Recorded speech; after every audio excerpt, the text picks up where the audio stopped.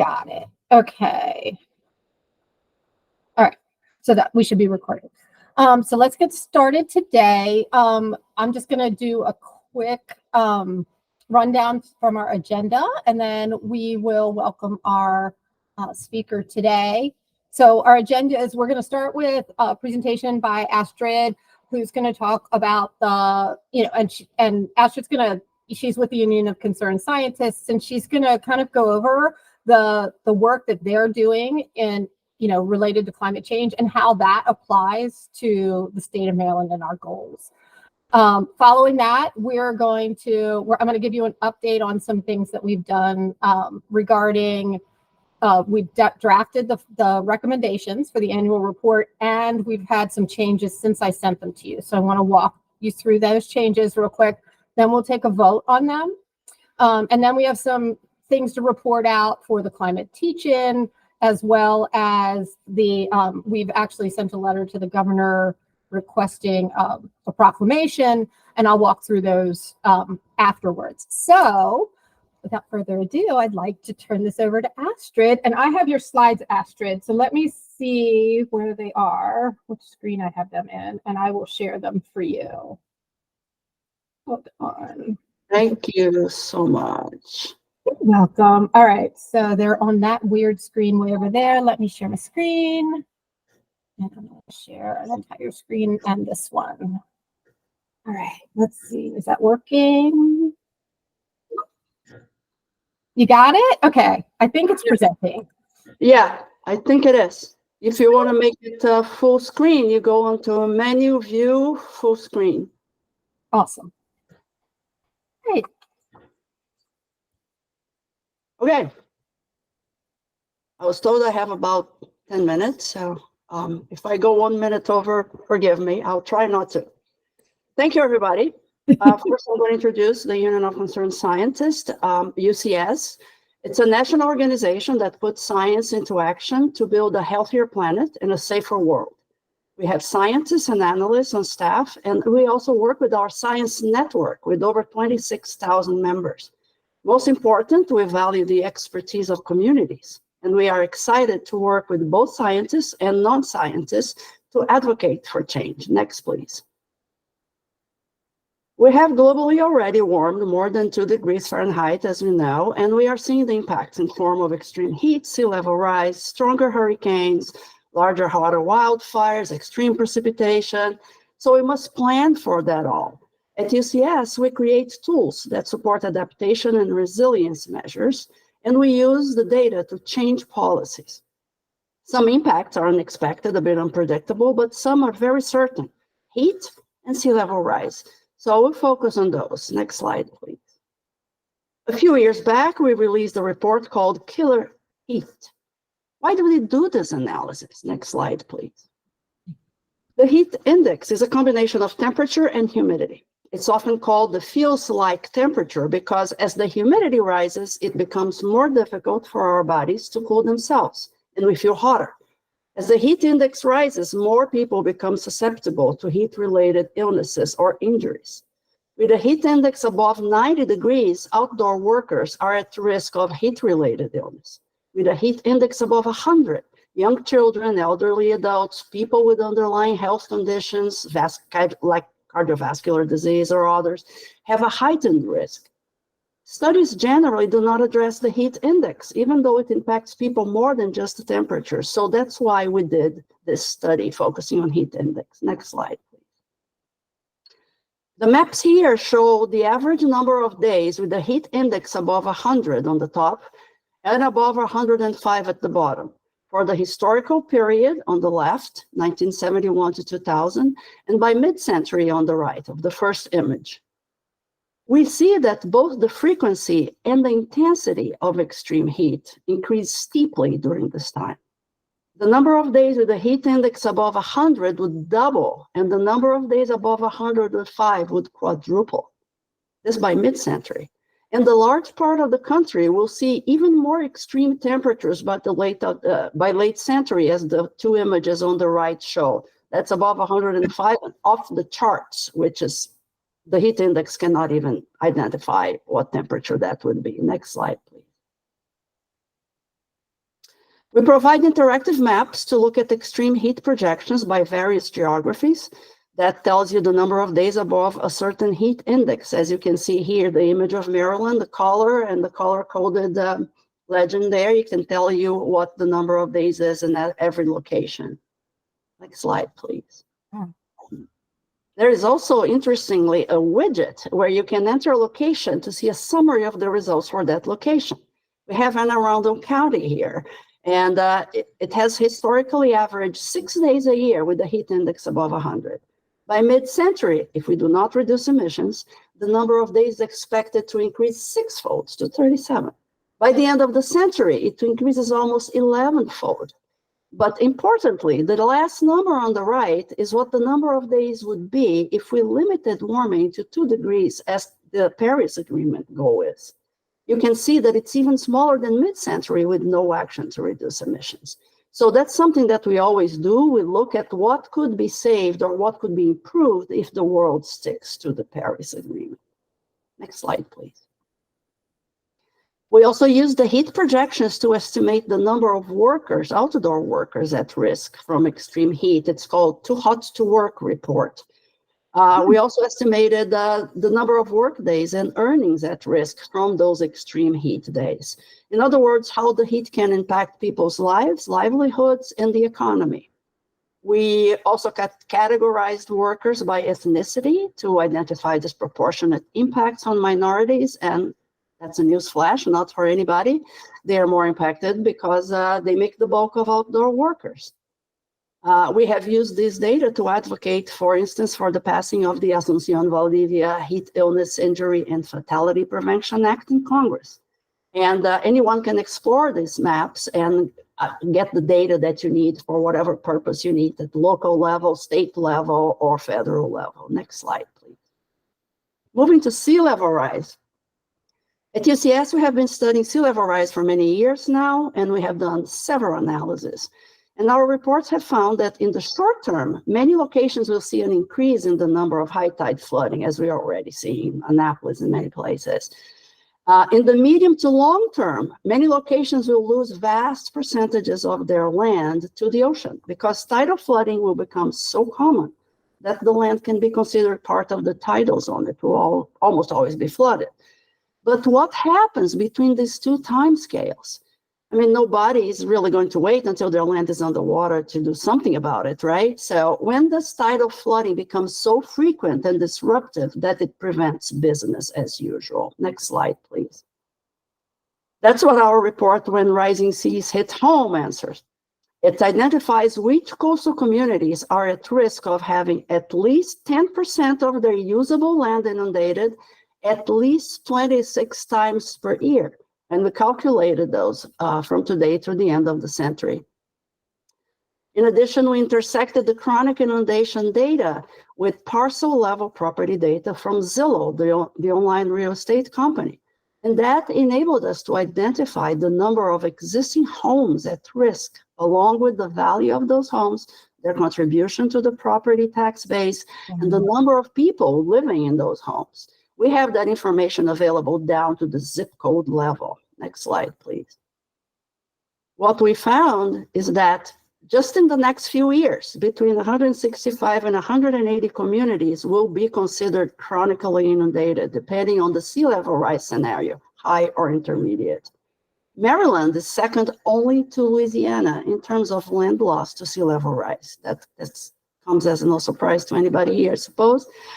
In addition, so that adaptation and resilience measures can be deployed equitably, we determined which chronically inundated communities have high socioeconomic vulnerability, and you can see those in blue here in this map.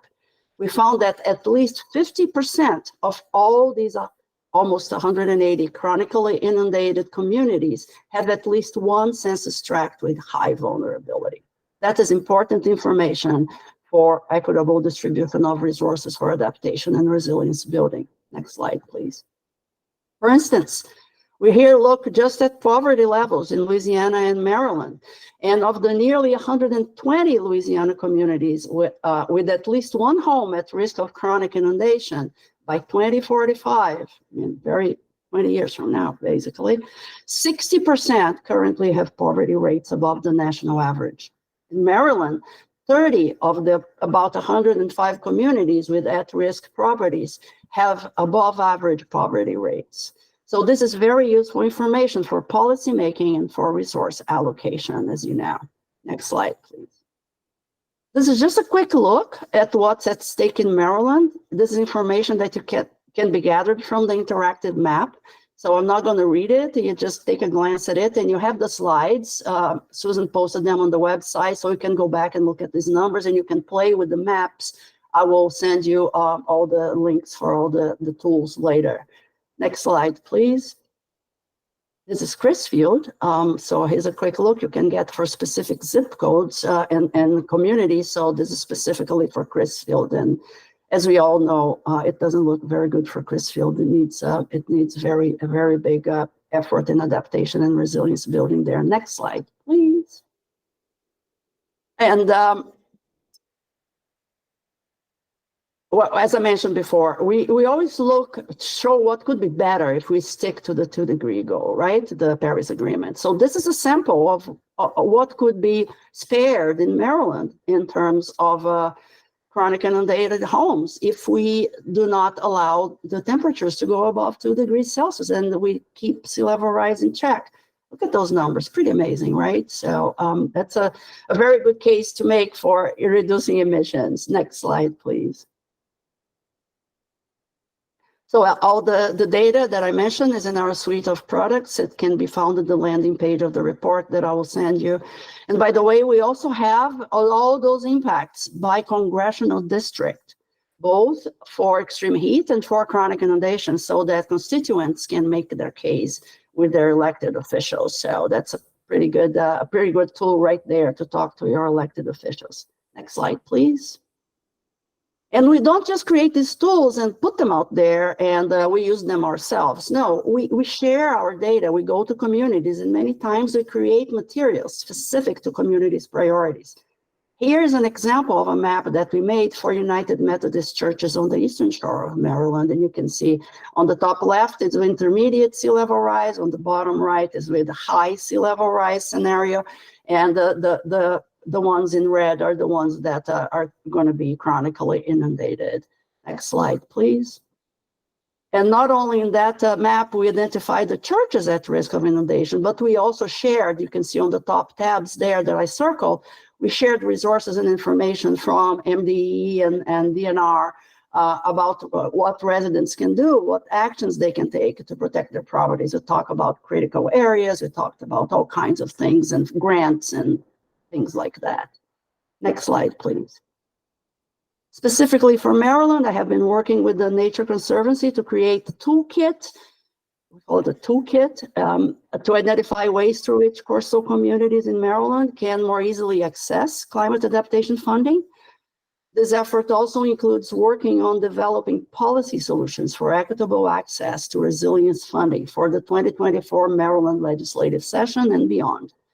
And also ensuring that coastal community leaders in Maryland are more able to help shape policymaking and resource allocation decision-making processes. So we're bringing the communities into the process so that they can actually be part of the decision-making. Next slide, please. And in order to elevate communities' voices, UCS has also worked with community partners to identify challenges, barriers, and opportunities for community-based solutions to resilience building. And the result is in this report, which has communities' voices, and we have it in English and Spanish. All these materials, actually, we have in English and Spanish, most of the maps and everything. Next slide, please. So these are just a few examples of UCS work, not only to protect communities, but also to advocate for emissions reductions, to prevent the worst of climate impacts, and lobby for the measures that can take us to that better place of fewer and less intense impacts. Measures such as those that Maryland has been aiming at to protect lives and livelihoods. Next slide, please. Thank you. I see a typo. Of course, after I send it in, I see a typo. Because I write the Union of Concerned Scientists so much, whenever I write scientist, I put an S at the end. So I am climate scientists for community resilience. Thanks, guys. I hope I stuck to the time. You sure did. That's great. And Jennifer had a question. Okay. Yes, thank you. My first question is, you've got it by congressional district. Did you do it by counties, since counties control so much of what happens in Maryland? And secondly, what's the total dollar value of property taxes of property that is going to be underwater? The total for the whole country? I don't have it. Just Maryland, just Maryland. I think it's in that slide. Hold on. Did I Yeah, that was very quick.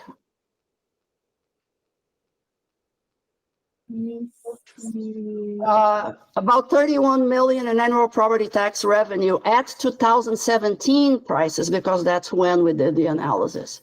Thank you. Sure. And what about counties? Everything is by county. Yes. Okay, great. Beautiful. County and down to zip code and up to state level. So yes, you have everything for every county. Thank you. Donald? Yes, thank you so much for your presentation. Have you done any work, or is there any possibility of work looking at resiliency, adaptation, and threats to like school campuses and school properties? I guess similar to like the faith-based organizations? Yeah, well, we could. It's easy enough to map all the schools. It's easy enough to map all the hospitals. It's easy enough to map all the firehouses and overlay with the map of extreme heat or chronic inundation. So that's something that we have done, and we have what we call a climate shop that has created many maps overlaying various categories of interest for various communities across the country. So we can certainly do that. And if you're interested in that, check in with me later. No, I would do that. Very interested in that. We're looking at different opportunities to include climate change related education and curricula to grade levels across the different grade bands.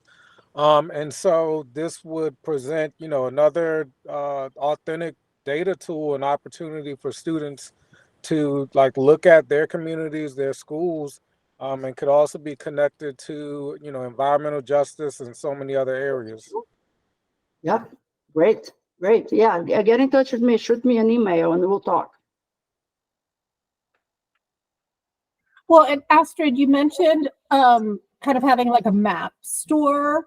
I mean, I really think these maps are super impactful, and we'll go over the recommendations shortly, but one of our recommendations is to create a website with these kind of resources so people can understand what possible impacts they have to their own personal property and lives.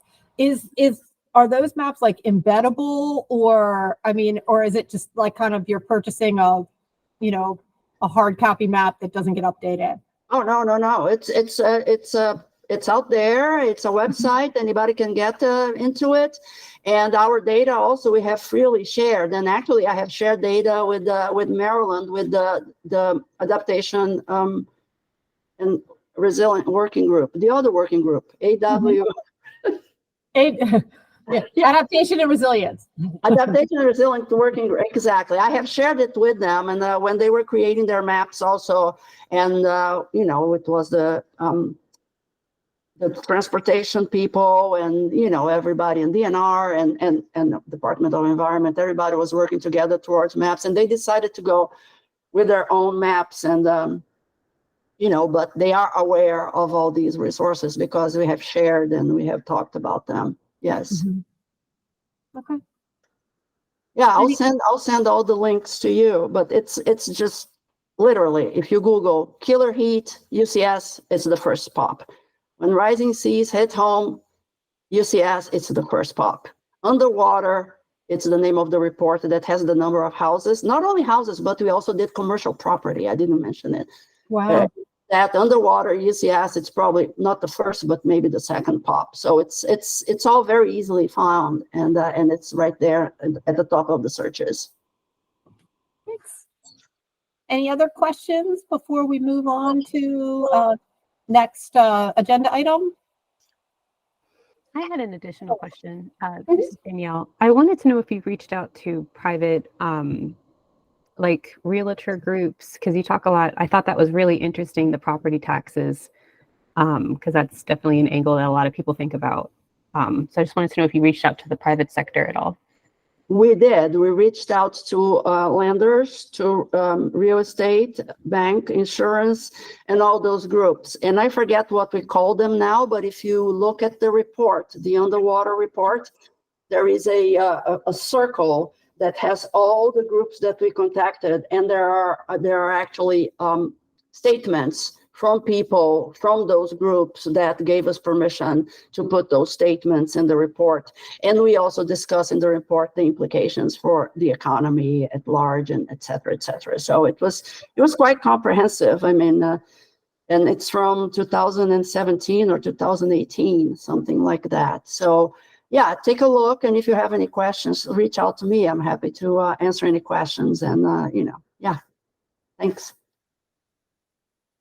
Thank you. That was really great. And I never used those tools, and I really want to go out and check them out. Considering that I have COVID and I almost didn't do this. Are you feeling okay? I am, otherwise I wouldn't be here, but I will shut up because the throat is starting to. I'm sorry. But no, I can speak. You can ask more questions. That's fine. But I'm here. Thanks for this opportunity. Susan has been asking me to do this for a long time and never quite got the opportunity. Thanks. Well, thank you. So let's move on to our next agenda item, which is recommendations. I emailed them out to all committee members earlier this week, so I hope you had a moment to review them. I am going to go ahead and share screen because we did make a few edits. The edits are based on let's see, there we go. The edits are based on a conversation that I had with the Climate Justice Working Group and the Adaptation and Resilience Working Group, where they had recommendations on their list that were overlapping to ECO's already developed recommendations, and also they were more eco-specific topics. So we've just incorporated some of the changes that kind of weren't included here, and they're only slight language tweaks. So I wanted to give you a chance to review them before we took a vote, and we'll just do them one after another. So this is the first recommendation, is the public awareness campaign. We recommended this last year. This year we decided to put more detail behind it, as well as a full-on dollar value, $10 million. Last year we had recommended a dollar value, but it got removed from the final report. We're going to really push for that to be kept in because we feel like it fully needs to be funded. The changes that were suggested from Climate Justice and Adaptation and Resilience are in red, mostly related to adding some resilience into the discussion of the awareness campaign, as well as making sure that we were covering climate justice goals. Jennifer, you have your hand up. Yes, in the paragraph where it talks about the campaign scope, first of all, I think this is fantastically well done, and I'm just thrilled. But the sentence, the campaign scope will encompass a wide range of initiatives, including interactive website. Could we stick in consumer navigators into that list? What is that? I've never heard of that. It's somebody that you can call and say, should I get a heating unit, or should I get an EV? It's an actual human that you can talk to about your choices. Okay. They're doing it in Montgomery County right now. It's a new thing. Okay. Sure. I think this is great. Thanks, Jennifer. Anyone else? Any changes or suggested changes to this section? Yeah, I had a quick question. So at the bottom, it says that they're going to inform residents about zero emission vehicles. Yeah. Could we also include the new community solar bill and how much that is increasing access, especially to low and moderate income households? Great idea. Okay. And 2 lines above that, there's twice gas. Greenhouse gas reduction plan. Oh, got it. Thank you. Little typo. Yep. Right, thanks. Okay. I Oh, think that's one great. more thing too. Yeah. I was just thinking about the Empower program. I guess I'm thinking about next legislative session and what we at Maryland LCB were working on, but thinking about energy efficiency as well and how that needs to be more accessible. Mhm. I don't know if we can include that too. Did we have, I feel like energy efficiency was in here, but maybe not.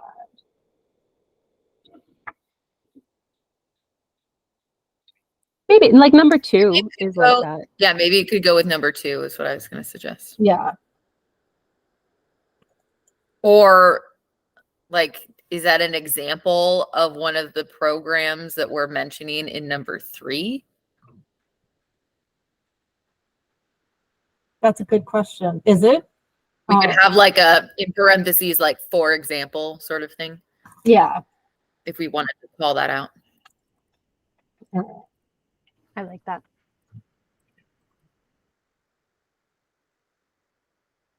Sorry, then we should actually designate it because I want to make it clear that we're talking about things that are climate related and not that we're going to be talking about SNAP or which is food stamps or other things. Okay.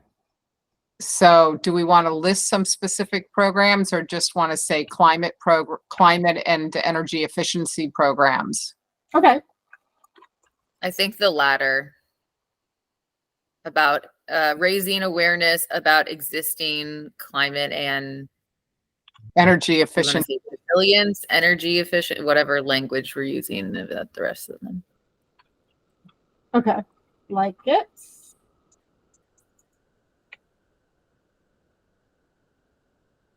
And you could add and energy efficiency and sustainability, because sustainability could mean eating less red meat and eating alternative proteins. Okay. Great changes. And Amy, I see you typing as we're reading, like giving these ideas. Are you just taking notes in another document? Because I don't see anything changing in the screen we're looking at. You not see them changing? That's, hold on, let me. See. No, yeah. Oh, we I can't know see the why it's doing changes. that. Hold on for a sec. It's because of the way I shared it. Let me share it a different way. And hold on, share. Let me see if that helps, because now I've shared my screen. We can see your mouse now, so I There think you we'll be able to see the other changes. Okay, Yep, I can see it now. Yep.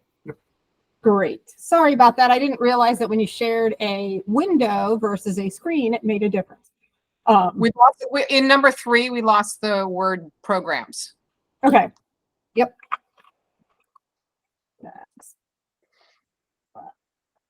Okay. Great. Any other changes to number 1?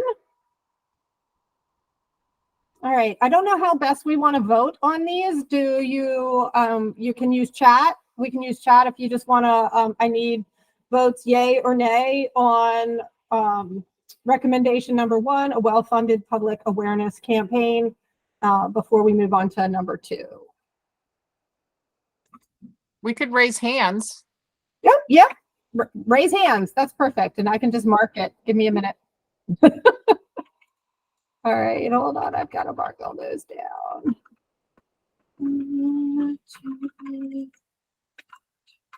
It'd be great if let me see. I think I've got everybody. Wonderful. Okay, you can lower them or I'll lower them. All right, and I am going to move on to recommendation number 2. And this one had quite a bit of changes. Did anyone vote against it or abstain? No. Okay. Wow. I saw all hands up, so we were good. Okay, so that one's approved. Recommendation number 2 was advancing climate curriculum and school action plans. This has quite a bit of change. ARWG had very similar recommendation that they have now removed from their recommendations, and we've basically incorporated their work in here. We also incorporated a little bit of the climate justice. They had something, it was a little more broader range, but education was included in it. So we kind of pulled that language out.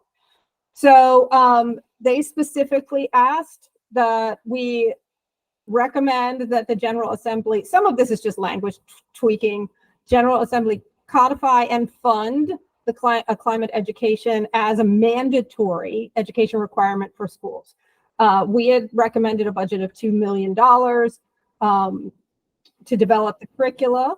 And we also added some language about being linguistically and culturally inclusive and to make sure that we're engaging overburdened and underserved community school systems. Let's see. Hand up, Tristan and Jennifer. So Tristan first. Oh, I think Jennifer is actually first. Okay, Jennifer first. Sorry, I didn't see them go up. My only concern is the way this currently is written. By the way, I love this. But the way it's currently written, the 2 million can only be spent on the curriculum and there's no money for the actual climate plans. So I wanted to understand the intent. Do we want the 2 million to be for the curriculum and the climate plans, or do we want to have more money for the climate plans in addition to the curriculum? Let's see. And I think for the climate plans, at this point, we're just recommending a SWOT analysis, not necessarily the actual plans, because I think the school systems would have to budget for those. But tell me your thoughts. I am not obviously I'm not a legislator. I'm not sure how these things get budgeted appropriately. So schools are very used to what's called unfunded mandates that require them to do things that no money is for. So I do think it would be important for every county to have its own climate resiliency and sustainability plan.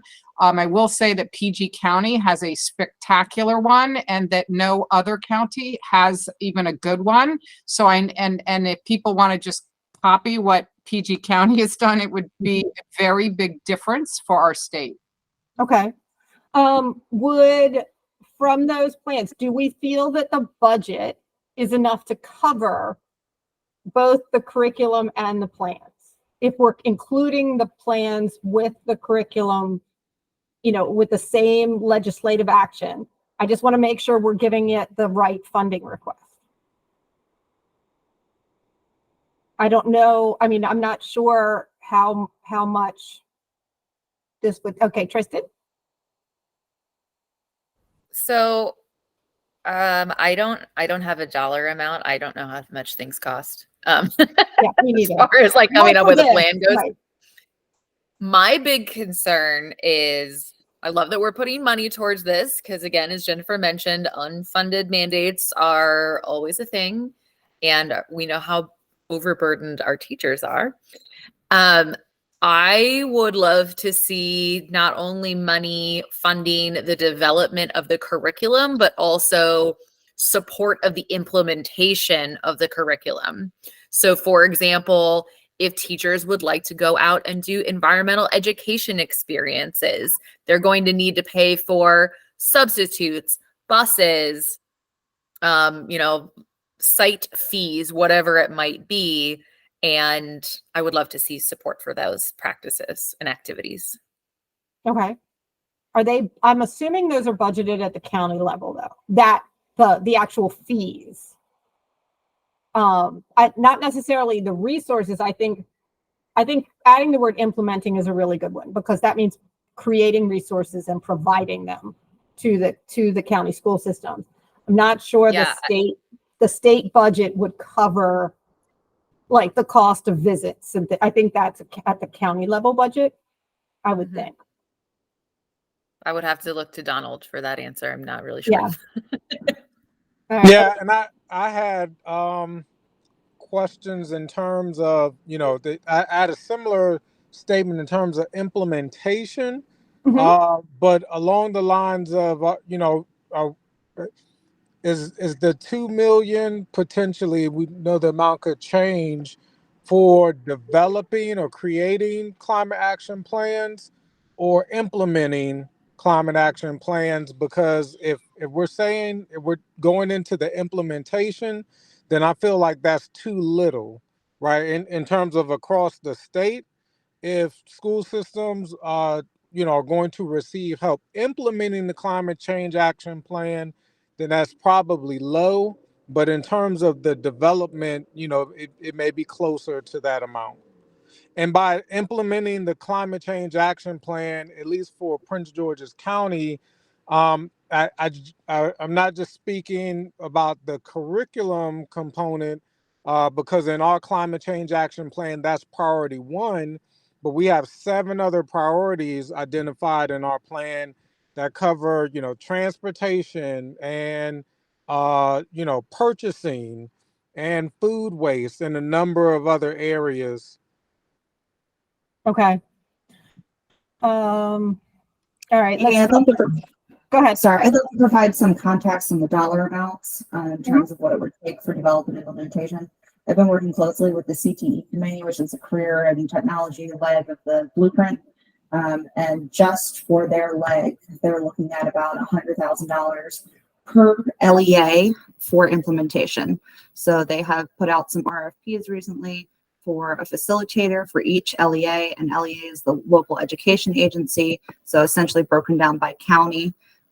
So if that provides some context for, the additional cost of implement versus development. Okay. Thanks, Jessica. And we have to consider here that we're talking about 2 things, right? We're talking about developing and implementing curriculum and developing and implementing a school action plan. And I don't think that the recommendation, as it's written right now, includes implementation of an action plan. Correct.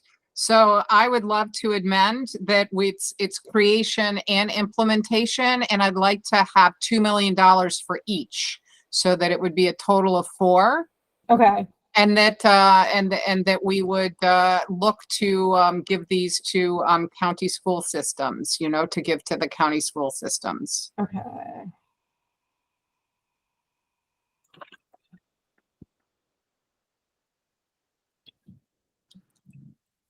Astrid? Yeah, that was exactly my question. I was wondering, because the development of the curriculum can be done at state level, right? Yes. But implementation is not. So that would create really problems. So I like what Jennifer just suggested, just agreeing that that's a good resolution that I see also. Thanks. Okay. No, I second that. And there are some statewide actions that I feel like could be done. For example, we had a few meetings back. The folks from Subject to Climate present to our group, right? And that could be a state level action where the resources associated with the state of Maryland, could cover all of the different LEAs. But then, of course, you also have, a breakdown of what each school system would need. So I second the 4 million total, but some toward curriculum and other toward implementation. Okay. Does it need to be specific that it's 2 million for each? Because the way it's written right now, 3 million to one and 1 million to another. Right. I mean, I can do that. It's really okay.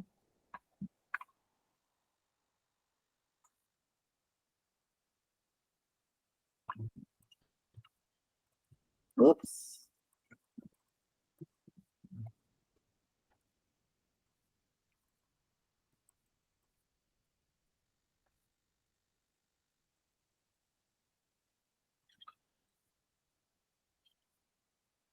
I don't know. Let me see. Implement actionable climate action plans at the county level. Does that work? Implement school climate action plans. Is that what we're saying?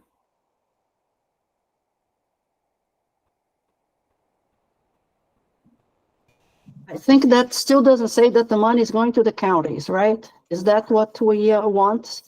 That the money, that those 2 million go to the counties? Or is it going to be something at state level? I just don't know enough.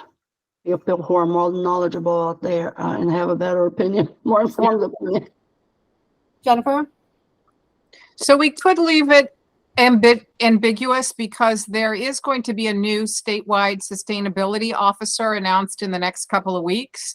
And good luck for us is that the new organization of the state Senate is the 3E committee, that the same committee for climate change is the same as education. So I do trust that Chairman Feldman would be able to figure that out as we get closer to drafting any law.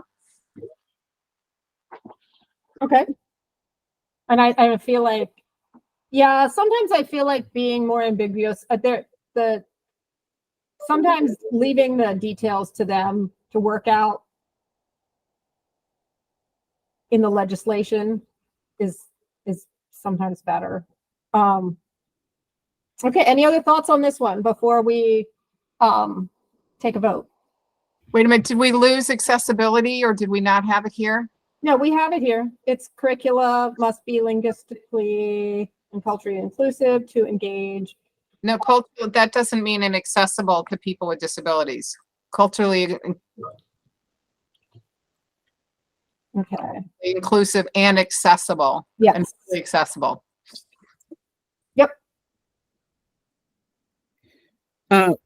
Amy, Yes. excuse me. Are you going to remove at the county level, that phrase? That, yes. All right. Okay. Thanks. Okay. Let's take a vote. Hands in the chat. Raise your hands if you're voting to approve this. Right, let me mark these. Give me a second.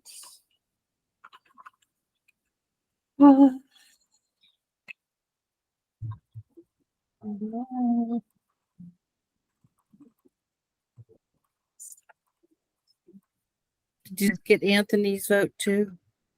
I did not. Anthony, are you? Can you put your hand up, Anthony? Well, if he's voting for it, he may not be. No, he wrote the word yes. Oh, he wrote the word yes. Okay. Okay. Hold on. My mouse is going crazy for a second. All right, there we go. Okay. So got Anthony. Wonderful. Okay. All right, everybody. We are going to move on to the last recommendation, and this has a little bit of a backstory. There's been no changes to this as of yet. The ECO working group shot off a letter to the governor as part of our plan for the Maryland Climate Teach-In in April, which is the first week of April, to ask him to proclaim the first week of April as Maryland Climate Education Week.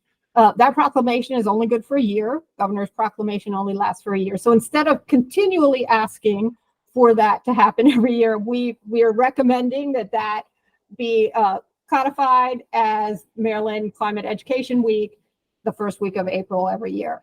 So any comments or feedback on this one? Lots of hands up. I don't know who went first, but go for it.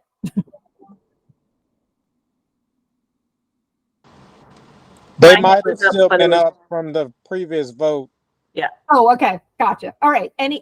Now that everybody's hands are down, any comments or questions on this one?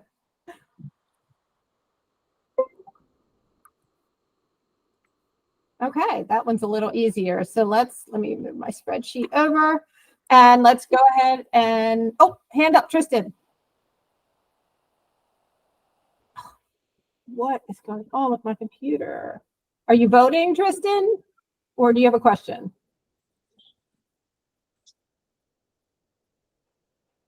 Oh, she's quiet. All right, let's go ahead and go to the vote. Please raise your hands if you. Sorry, I had a question. Oh, okay. I just was Googling to try and find out, did we want it to coincide with Earth Week or Earth Day? Because that's April 22nd, I just saw, which isn't the first week. Do we care? No, we don't Do we want it want to be in sync with other things? No. Go ahead, Susan. I'm sorry. We wanted to kick off the month with Earth month. and be a little separate from all the Earth Month things that tend to be generally environment. This is specific climate. So we thought it would help with our teaching to kick the whole month off. And also there's a lot of kids on spring break later in the month. Smart. Okay. Any other questions before we vote? Can you all hear me now? Yeah, I can hear you now, Tristan. Okay, sorry. It was like I raised my hand and all of a sudden it disappeared. So I missed what was shared while I was trying to reconnect, but I wanted to make sure I was correct in remembering that the reason we picked that first week is because that's when the climate teach-in happens. Is that right? Yeah, and we want to be separate from Earth Day, which is later in the month. But all of April is Earth Month. So, Yeah, Right, I and just I think- wanted to call to attention. I don't think this is an issue, but just so we are aware of maybe future tie-ins. I think that's also Flood Awareness Week. it's also Compost Something Awareness Week as well. Well, great. Let's just loop all those things together. Yeah, there's quite a bit that week. Donald, did you have something? No, so if it's composting and flooding week, then we have a mitigation effort and a resiliency issue all built into one. But Yep.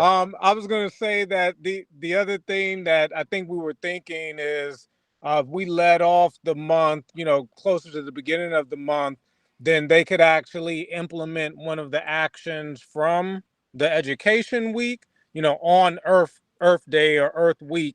They do the education at the beginning of April, and then, you may choose during Earth Week to implement this action. Great Perfect. point. All right, let's go to a vote. Anyone who supports this recommendation, please raise their hand.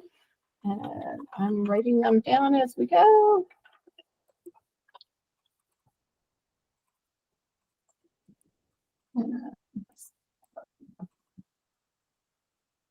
Oh.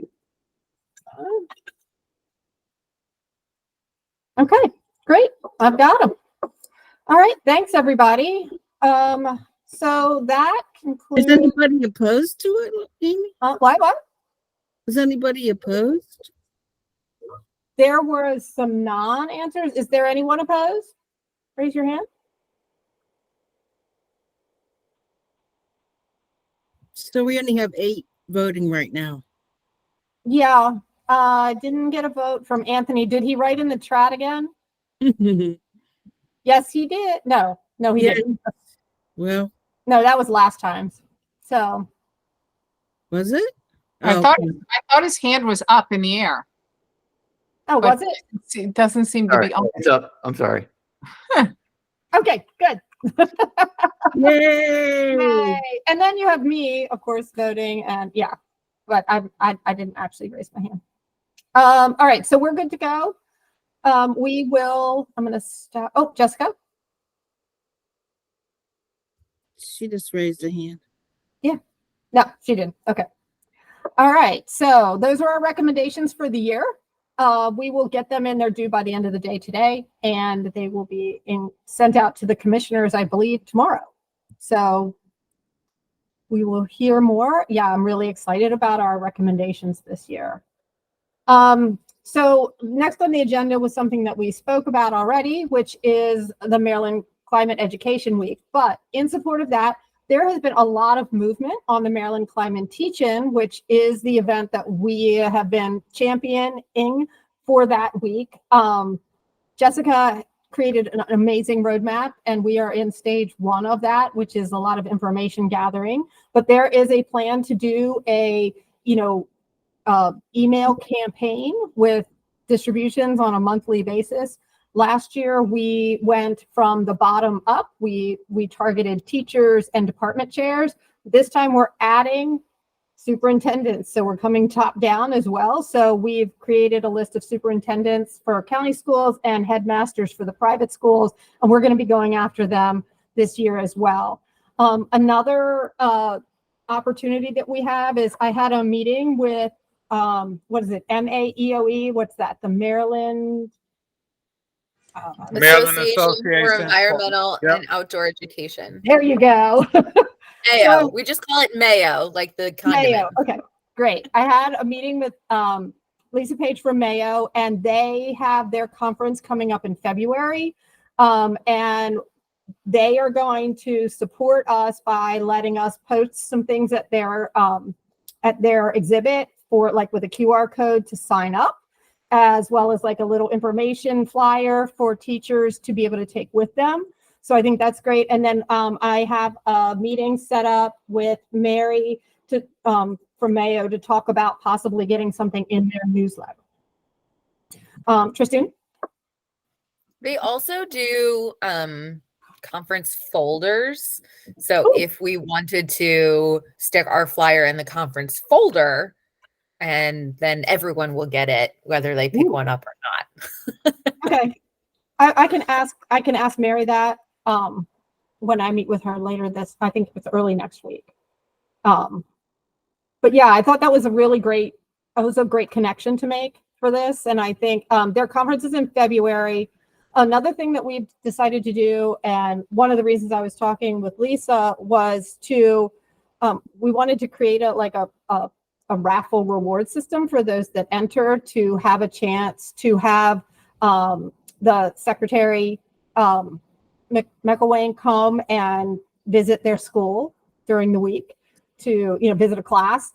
So we're working on that. There's schedule issues. We may have to reach out and offer a commissioner replacement if we can't pull it off.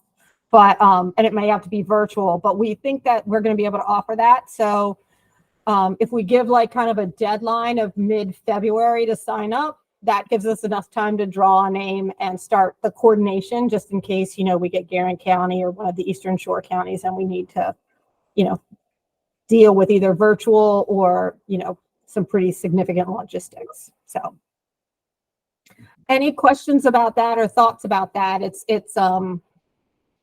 coming along really well. Next step will be creating the email campaigns, which is on Jessica's plate. Actually, I think I sent that to you today. Yeah, awesome. I have been in meetings all day, have not seen anything. But yeah, so it's coming along pretty well. We'll be sending the emails out from the Maryland Climate Change, the Maryland Commission on Climate Change's Gmail address. So it'll be coming from them. Last year, we didn't have that in time. So it'll be a little bit more official this year, I think. And we'll probably, we had, I think, 26 participants last year, Susan, something like that. So we're hoping to really push that up. Yeah, and their names are listed on the commission homepage. Website. Yeah. And then I guess that's the last thing that we really need to talk about from the agenda. We were going to talk about a webinar for ARWG, but they're postponing that to March. So we don't really, I'm just pulling that back off the agenda. So I guess with the 5 minutes left, we can open this up for general and public comment. Susan? Sorry, I jumped the line. We do have to host a webinar about the annual report in January. We do. So there's that. There's that. And without even knowing what the annual report says, I just didn't jump on it, but we can start to work on the logistics for it maybe. No, I'm just mentioning it because, to remember that's one of our tasks for January. And also, are you going to help format again this year, Amy? Yes.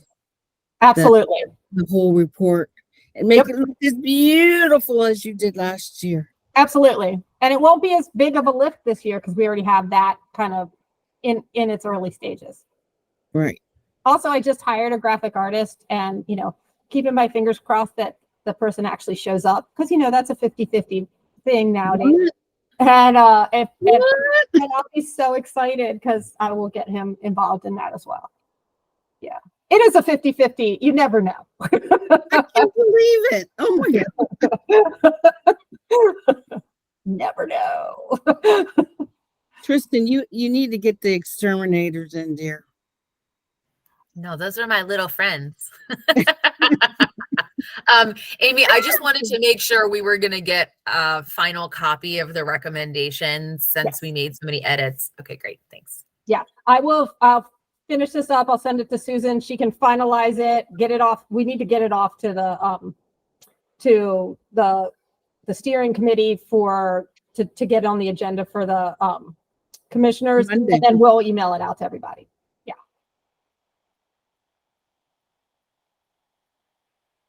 I just a question if Susan wanted to talk about the AI that you're posting onto the website about the pathways comments.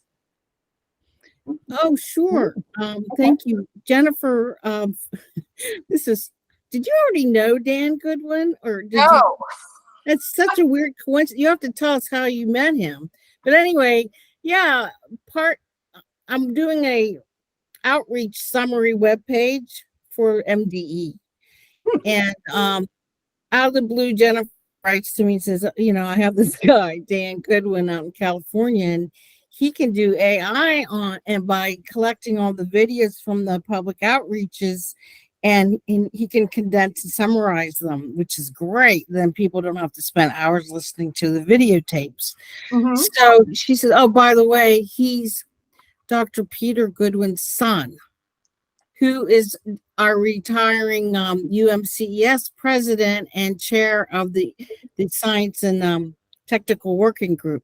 I mean, what a small world. How did you meet him, Jennifer? No, I actually met him through his dad, but the son has a PhD in like data analysis around climate. And his PhD is from Stanford and MIT. The guy is like off the charts brilliant. And he was able to take all of the videos and create transcripts and then put in keywords that connect to each of the topics we're working on, so we can see from the public outreach exactly what people are saying, so that we can connect to what the public is really worried about. For example, we saw very much people are very, very concerned about access to EV plugins, for example, and range anxiety was really huge. And we saw that people are really freaked out about the incinerators and how they're getting, an advantaged energy class when they're dirty. So it was really interesting to be able to do it through AI and see how do you combine all the comments together, because it was 6 different cities, 6 different locations, so it's really exciting. And Susan's putting it all on the web, which makes it very democratic and accessible for the public to understand what people in the state are saying, which I think gets more people to buy into engaging on climate. Well said. Yep. So thank you for making that very cool, awesome connection for us. It was just luck. And Susan, you're just awesome to put it all on the website. It's going to be great. Hope so. Thanks. That's great. All right, well, it is the top of the hour, so I'm going to close out this meeting. Susan, I will send you over the results of the voting. I have a spreadsheet, as well as the edits to the text in about 5 minutes. And then when is our next meeting? That I don't recall off the top of my head. I should have put that in my notes. It would be December. Yeah. If anyone wants to meet in December. Well, we'll need to meet because we have the webinar to plan. So, yeah. Okay. That sounds good. December 14th. December 14th, yes. Okay. Yeah, and I mean, we'll have much more updates on the teach-in at that point as well. And we will definitely need to start planning the webinar, and we need to start talking about our 2024 work plan. So those are great topics for our next meeting. So thank you all for coming and voting. And I'm really excited about these recommendations. I think they're going to be well received. So thanks, everybody. Have a good day. Thank you. Bye. Bye.